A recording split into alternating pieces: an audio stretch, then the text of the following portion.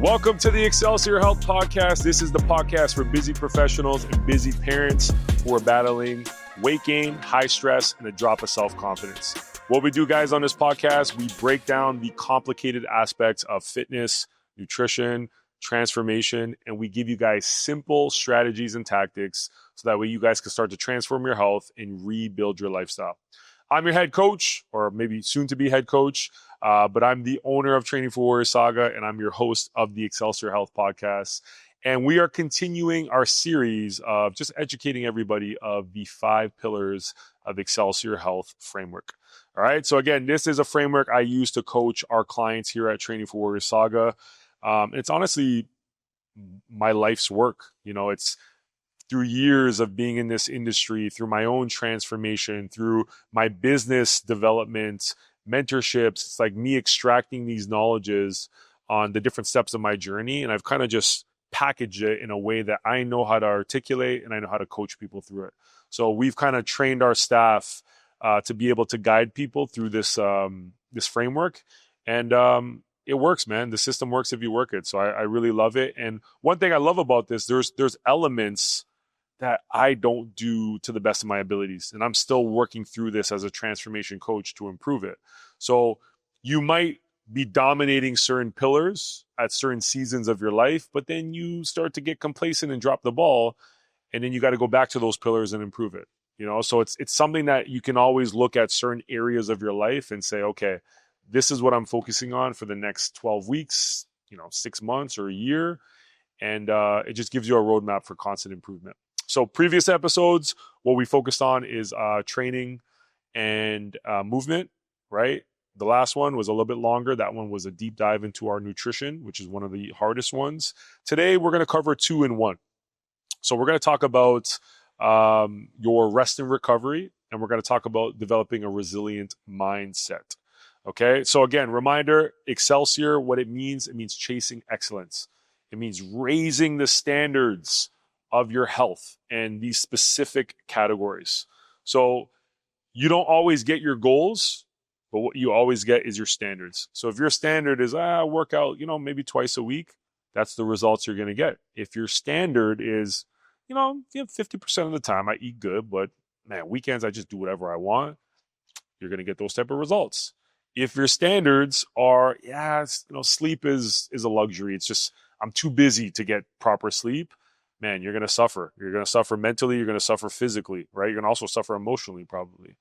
And then also when it comes to your mindset, if your standard is not to be someone who's learning, to have clear goals, you're not going to make progress at the rate that you want in your life. All right. So that's all this is about, is getting our clients to just improve their standards over time to get better results.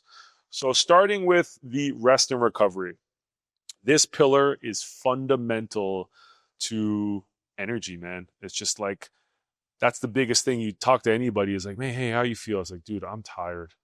I'm stressed. Like, I'm just overwhelmed right now, right? And it's just, part of it is the life we live here in, Canada, especially in Ontario, Toronto, North America. It's just like this fast-paced, busy life, constantly at work, then constantly on the go. The phone is going off. So a lot of our recovery gets put to the side, and it's just this hustle culture of do, work. And I am a big advocate of working hard, but you have to follow up hard work with strategic recovery. And again, one of my lines I always tell our clients, I've probably said it on this podcast many times, is productive exhaustion requires scheduled renewal.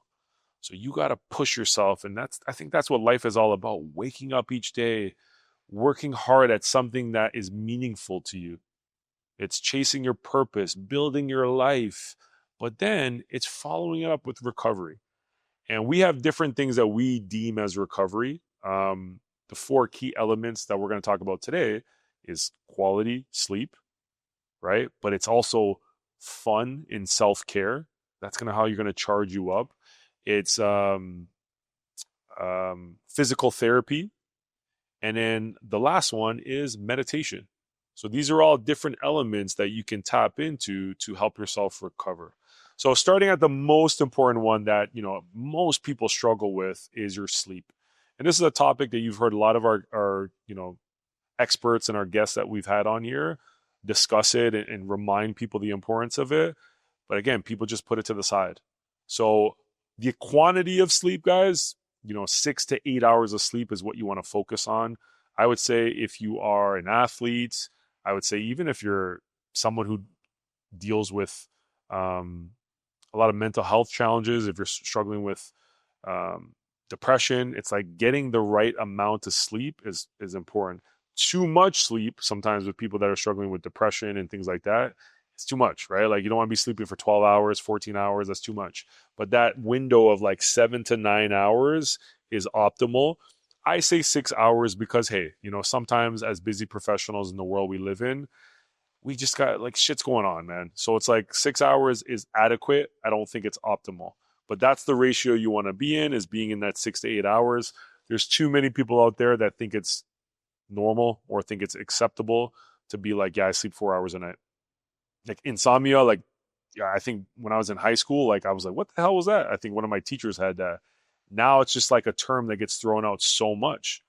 And I don't think it should be normal. A lot of that is lifestyle related. It's we don't exercise, we don't eat healthy, we don't have these productivity skills of managing our day. We don't have these stress tools. So then, yeah, we feel like we want to stay up because we're overwhelmed and we don't sleep. And then the consequences of that is disease, low energy, obesity, depression. It's all these other things. So definitely focusing on your 6, 7, 8, 9 hours of sleep is going to be super fundamental. And it's just, guys, it's the cheapest way to improve your health. If you change nothing at all and you go from 4 hours of sleep to 8 hours of sleep, you're going to see yourself lose weight and you're going to see yourself just be happier and feel better. Okay, so there are so many tactics that you can spend a whole episode on how to improve sleep. A couple that I'll give you guys right now. There's the 3-2-1 sleep formula. I believe I got that from Craig Ballantyne and from his Perfect Week book. But basically very simple. It's like, hey, before sleep, whatever your curfew is, 3 hours before that time, just don't eat, right? Stop eating, right? Like it's not a good idea to like smash some food and then pass out and sleep. It's going to be disruptive in terms of your sleep quality, right? 2 hours before sleep, it's like stop work. And this is for my busy professionals out there. Like I'm a business owner as well. It's like we want to be answering the emails, we want to be overseeing things. And it's just the stimulation and like the stress that can prevent you from unwinding and feeling restful and going to sleep. So you want to stop doing that. 1 hour before bed, you want to disconnect from technology. So it's like you don't want to be sitting on the couch just watching TV and then passing out, right? We don't want to be scrolling through our phone and then the phone like falls on our face. We don't want to have music in the background and all these things that are just, again, stimulating us. It's an hour before, disconnect. And it's tough, man. In this world that we live in, it's a challenge, but man, what a difference. Like think about when you're like on vacation and you're just not even paying attention to your phone, how much deeper you sleep. Think about when you're just reading a book and you're keeping these habits, or you're just maybe talking to your spouse and you're connecting on how their day was. It's just such better sleeps. So that's a great little framework that we use with our clients, the 3-2-1 sleep formula. It's just a great little reminder of the things you should be doing to cut off certain habits before you go to bed. Now, other things that I would have you guys think about, like having alcohol too late is going to impact your sleep. So yeah, what, sometimes Friday night, Saturday night, you might be going out for a drink, but just think about those casual drinks that you might have during the week. It's really going to mess up your sleeping habits. So having that too late at night is another no-no. Caffeine is something that really impacts us. So one little reminder you guys can take from this episode is having a caffeine curfew. So think of like 2 p.m., and that's still kind of late, but think of 2 p.m. as like a cutoff. So, having coffee at 4 o'clock, 5 o'clock, 6 o'clock, it's not great because that caffeine sticks into you for up to 6 hours, and that can stop you from just being restful and being ready to sleep. Other things, do you have your blinds closed? Like, do you have plants in your room? One specialist on this topic is Sean Stevenson, and I just loved his book, Sleep Smarter. There's just so many reasons, why getting sleep is beneficial. That book covers so many, and it provides the science behind it. But for today's purposes, it's just give you guys that deep reminder that, hey, if I'm going to recover and I'm going to be my best, I got to make that a priority. So last point I'll put is when you're having some of your routines, it's like that hour before your sleep schedule. So let's just say your sleep schedule is 10 p.m. and you wake up at 6 a.m. That's an 8-hour night. Great. What do you do from 9 p.m. to 10 that allows for you to get in that restful state? Is it gratitude journal? Is it writing out your power list for the next day? Is it taking a bath? Is it meditation? Is it breath work? Like, I know I'm saying a lot of things. It doesn't have to be that much, but it's just being this little routine that helps you, get prepared to go to sleep. That might mean putting your clothes away, filling the water bottle. That's something that you might want to think of, because a lot of people, why they don't sleep is they're overwhelmed and unorganized. All right. So moving on to the next one, guys. Fun and self-care. So this sometimes I think throws people off, where they're like, man, like fun, self-care, like what does that have to do with health? You got to have fun, right? So having fun to me doesn't mean getting smashed, every weekend. It doesn't mean doing things that are going to be like counterproductive to your health. So again, sometimes people think having fun is just going to eat crappy food. It's staying up super late. It's drinking alcohol. Those can happen from time to time. We all do those things, but you want to minimize those. But having fun can be like playing sports. Like, you know what I mean? Like, it's like that basketball run that you have once a week. It's that run that you have with your social club. It's going to get your nails done and your hair done with your girls. It's going for the movies. It's having a movie night. It's going a walk with friends. It's going to like your favorite speaker. It's going to watch a comedy show. It's just basically things that charge you up. So it is really important. Like, to me, like, what's the point of being fit? What's the point of looking good if you don't have fun, man? Like, go out there and have fun. Go out there and dance and travel, whatever it might be. So that's where we think about fun and self-care, is making room for that. If you're in a relationship, it's date night. You know what I mean? Scheduling that. Here's another topic. It's being intimate with your partner. I know as a guy, like, I'll be grumpy if days go by and I ain't getting none. That charges me back up and makes me feel good. And it's like, man, whatever problems are going on, hey, you know what? My needs were met. Same thing. I'm sure most women, same thing. We got needs. So that's a part of self-care. That's a part of having fun and being intimate. It helps you feel better to go through your day, but it helps you strengthen your relationship too. So I think just keep that in mind, is recovery isn't just sleep. It's strategically making time for the things that are enjoyable to you, the hobbies that you enjoy. And it's those moments in your life that just recharge you back up to go back to the grind. All right. Now, next one, physical therapy. Think of this as just taking care of your body. So one that I love is massages. There was one point that I would literally have, and I'm fortunate enough, based on my lifestyle, is I would have a weekly massage. And it just made me feel good. It made me feel recharged. It made me feel like a professional. It's like, man, I got someone coming to take care of me and just put me in a good place. For other people, that might be cold therapy, jumping into your tub for 3 minutes, and like, it might be the mental benefits that you enjoy, or it might be the way it makes you feel physically. Maybe it's going into a sauna and sweating it out, right? But there's so many little different things that you can fit alongside of your hard training. And maybe you would put into there, it's up to you where you would put it. Maybe it's yoga. Maybe it's stretch therapy, where you have someone that stretches you out. Maybe you're doing the stretching by yourself, but these are these preventative things that allow you to, train hard and travel and adventure and just basically take care of yourself. All right. So there's a lot of different protocols you can follow with that. Now, the fourth one, meditation. So the way I think about meditation, I'm not at all an expert at meditation, but what I kind of look at meditation is breath work and then also visualization. I think spending time, with your eyes closed and like imagining the outcomes of what you want in your life. A lot of times people do visualization and they're thinking of the process. I don't think there's nothing wrong with that, but it's like the outcome is even more important.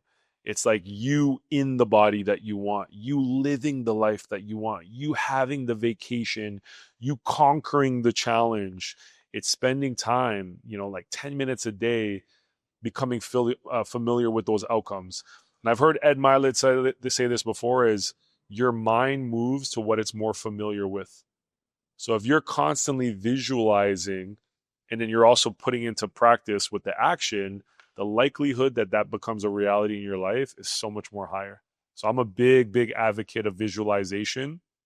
One story that I always tell is in my 5th year of university, this was like my last year. I was like, man, I got to go out with a bang. I wrote out all my goals and I put it on my locker for everybody to see and for everybody to walk by. And I put like 50 catches. I put team offensive MVP. I put the MVP of all of Canada, all Canadian. I put all these things in detail, and I had pictures of myself. And it's like every day I would see the numbers, I would see the pictures, and other people would see it. And it was just the first time I actually put this into practice. And at the end of the year, it was unbelievable of how many of those things I had checked off. And just to the detail, like I actually had 50 catches to a T. Offensive MVP. It was just first time in a long time our team made the playoffs, won a playoff game. It was crazy. So that transferred over now to what I teach people with their health and fitness, but it's also things you got to do when it comes to business and your professional development, right? Breath work, hey, recovery. Sometimes, guys, we're just like in a stressful state. So one simple thing, taking a deep breath in, that might be like a 4 count of inhaling, holding that breath in for 4, and then exhale for like deep 4. So it'd be, right? So whether you go through out the mouth, you go out through the nose, you can experiment with which is good for you. But sometimes you just need to do that for about 4 sets to change your state and make you feel a little bit recovered from whatever drama, whatever issues, whatever tension is going on in your life, right? So right there, those are 4 elements that you can pay attention to. It's your sleep, it's self-care and fun, it's physical therapy, and then it's also your meditation practices.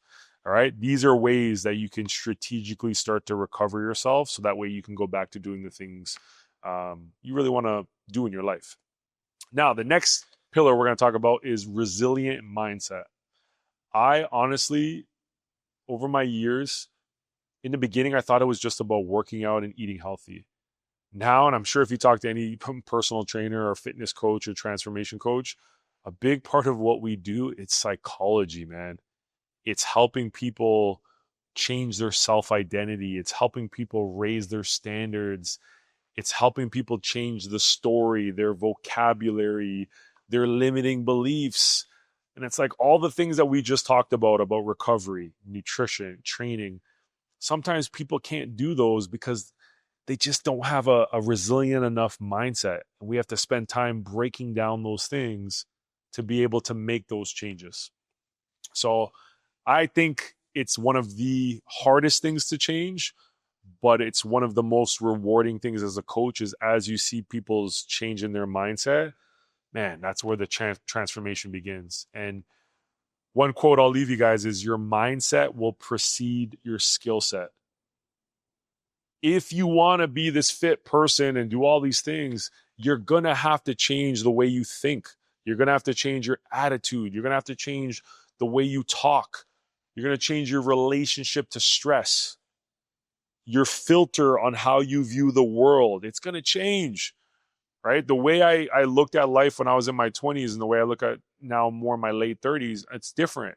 You know what else is different? My body's different. My bank account is different. My relationships are different. So many things have moved in a positive direction because of the investment in changing my mindset, but building this strong, resilient mindset. All right. So here's some of the elements I want you guys to think about. Element number one of what we start to coach people on is their vision and their goal setting. Most people do not have a vision for their life. They're just going through life. So how can you change or how can you transform if you don't even know, if you haven't thought about where you want to go? Right? So part of vision, it's like seeing with your eyes closed, right? It's the invisible that hasn't happened yet, but like you're seeing it in your mind and then it happens. All these amazing companies that we look at in the world, whether you look at Tesla or Apple or Sony, at one point, guys, they were just in somebody's imagination. And then what happened is they had this vision and then they put it onto paper and then they set goals and they made timelines and then they put it down to actions and then they made them a reality. So part of building this strong mindset is you have to have a vision for your life. You have to have an emotional reason on why you're doing what you need to do. So when it comes to your health and fitness, what's the vision of your health, right? How do you want to look? What are the things that you want to do in your life? And then the more important question is, why do you want to do it? We've explored that topic so many times on this podcast. Is you have to have a why power, an emotional reason. If you have a strong why power, it will help you get through the discomfort of change. If you have a strong vision, you're like, man, this is where I'm going. I'm going to make this life for my kids. I'm going to make this life for my significant other. I'm going to have this business that's going to impact the world. It will help you get through the difficult times that you're currently in, is because you have this compelling tomorrow. So vision is so powerful. And then you got to take your vision and you got to make it goals.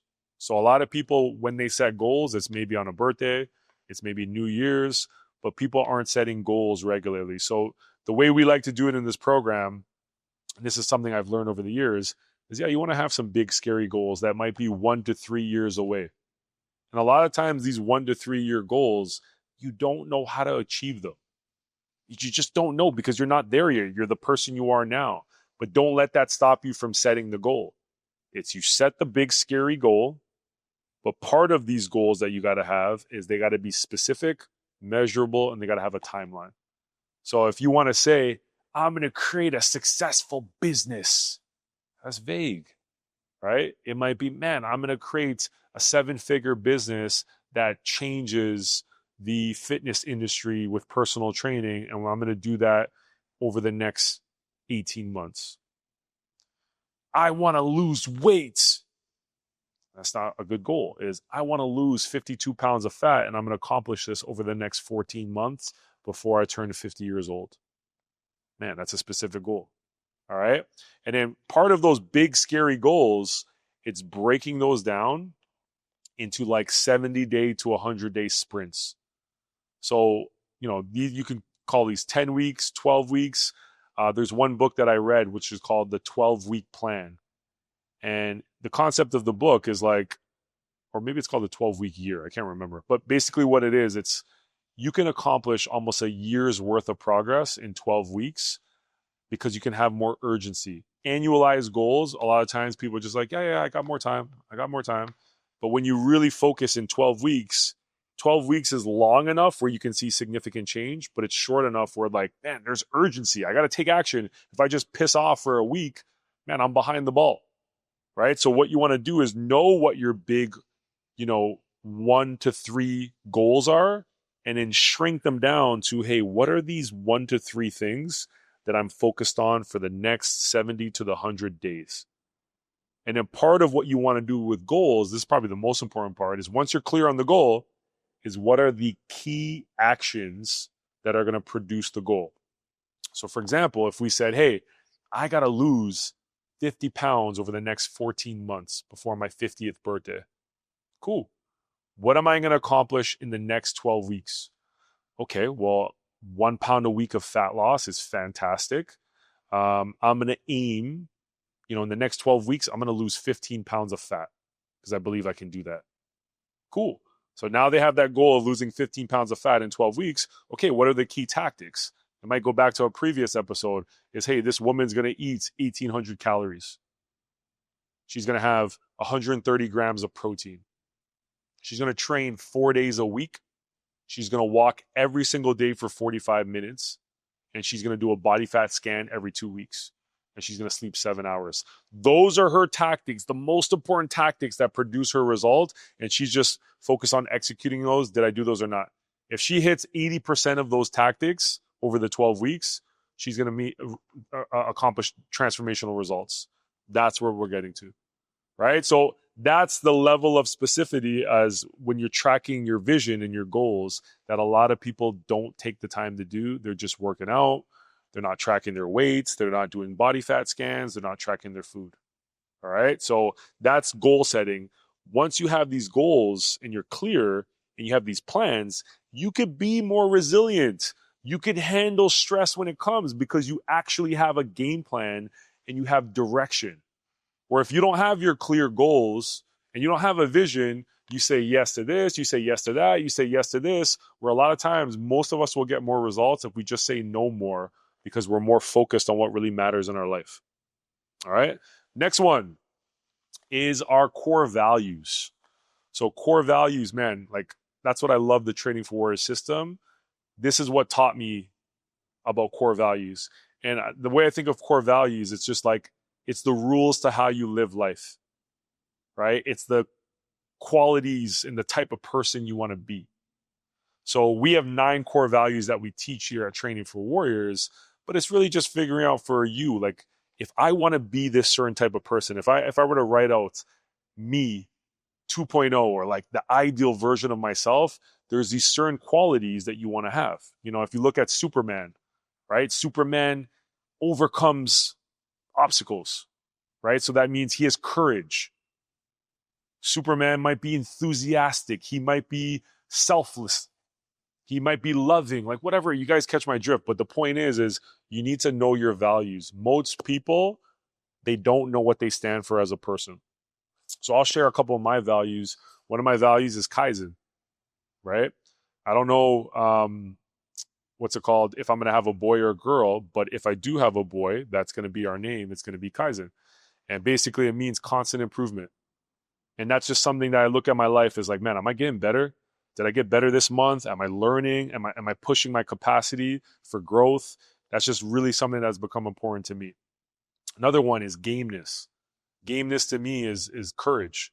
It's even though you're scared, even though you're uncertain, you don't know what maybe is going to come out on the other side, is do you have the courage to push forward?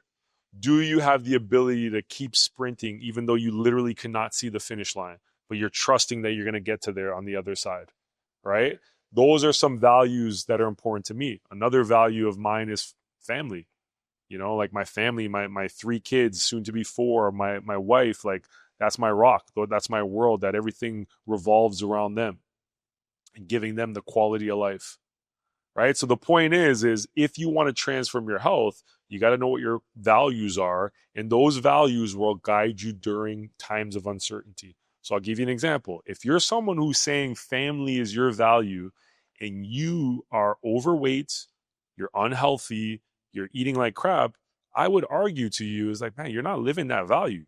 Because if you really cared about your family, you want to be in the best health possible to be an example for them, but also to be around long enough, you know, for when you're a grandparent, now you can support your kids and you could be an able grandparent who's giving knowledge and taking them on hikes, or instead you could be the grandparent that's stuck in their chair and now you're a burden on your family because your kids got to take you to the hospital all the time. They got to make sure you're not falling. You're going to make sure you're taking medication. That's a value, right? When I talk about the value of enthusiasm, hey, guess what? Not everything you do when you work out or eating healthy, you're going to like. But if you can be that person that says, no, man, I'm going to be passionate. Even though I might not like doing this shit right now, I'm going to find a way to be enthusiastic about it because that's the value. That's the type of person I am. Right? Another value could be one that we have here is Ray, which just means respect. So again, when I relate it to health and fitness, if you are someone who stands for respect, one of the most respectful things you can do is take care of your body and take care of your health. That is one of the highest forms of self-respect. And then it's, again, how you treat other people. Some people, harm you or they do bad stuff to you. It's like, hey, I'm bigger than that because I follow this value of respect. I'm not going to let people walk all over me, but I'm going to be the bigger person, and I'm still going to treat people with respect, even if they don't have the dignity to treat me with respect too. So core values is a big part of building a resilient mindset, because when you're forced to endure an obstacle, a stress, a difficult time, you have to consult your values. We call our core values the TFW compass. And that's an expression that I like to use, is consult the compass. Man, when I was in COVID, like losing thousands of dollars in the personal training studio space, I had to sit down and look at my values. And when I looked at my values, it gave me the answers to be like, no, you got to do this. You got to do that.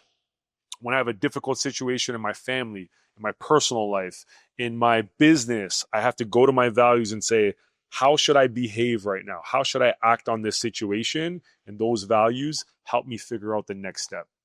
All right. So number 3, the third element is daily learning.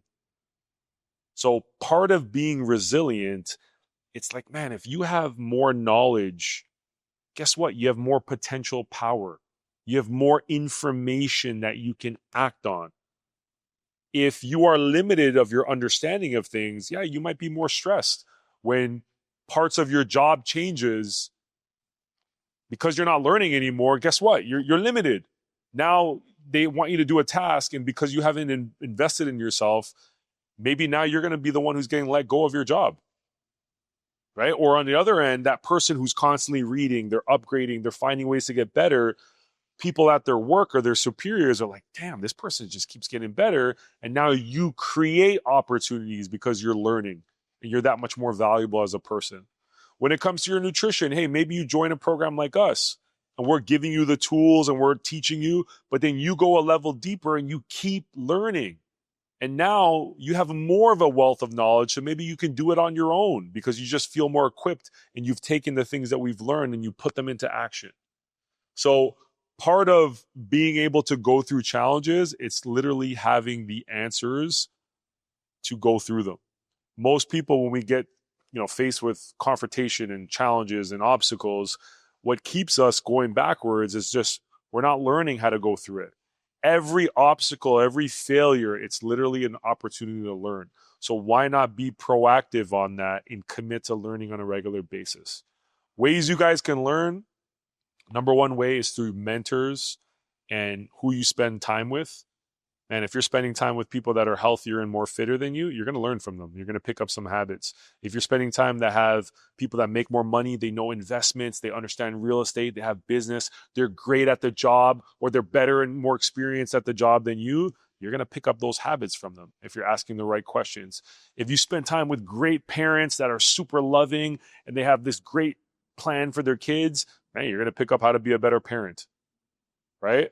Other ways that you can learn is cracking open a book, 5 to 10 pages every single night, right? And especially on topics like leadership, communication, personal development.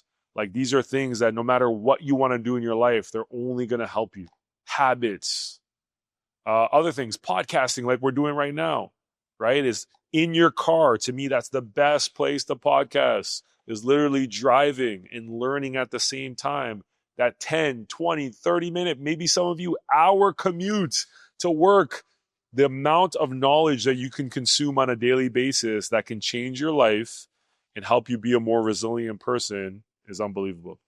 All right. And then again, you can invest and put your money into courses and workshops, events that can also help you. All right. Last but not least, guys, gratitude.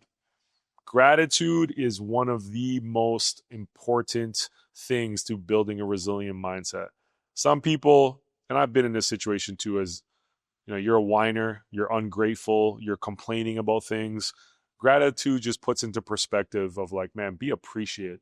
The fact that we're alive, right? The fact that even for us, that we're, in North America, where we're not having bombs left, right, and center, and we have abundance of food. We have an abundance of opportunity.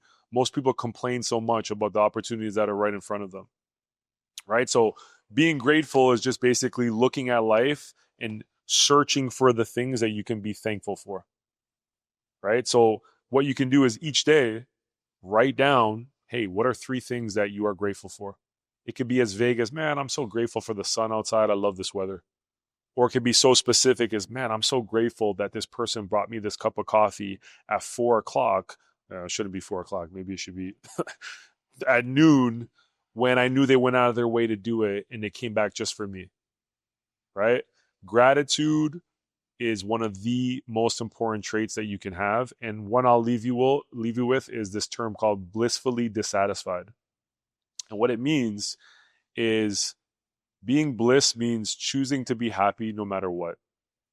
It's choosing to be grateful. It's like, yeah, that didn't turn out, but you know what? I'm really appreciative for all the things that I have. But dissatisfied means, you know what? I'm not going to just accept my life for what it is. I believe things can be better. So you can have both of those where I'm so grateful for all the things that I have, but you know what? I'm going to keep improving. I'm going to keep chasing. I'm going to keep going after things because I think I deserve more. So gratitude is really going to change your filter, especially when you're going through difficult times. All right, guys. So hopefully this episode was valuable for you. Maybe you're the person that really needs to focus on recovering and strategically getting rest in your life, so that way you can recharge up. Or maybe what's holding you back is you got a weak mentality. You got a victim mentality.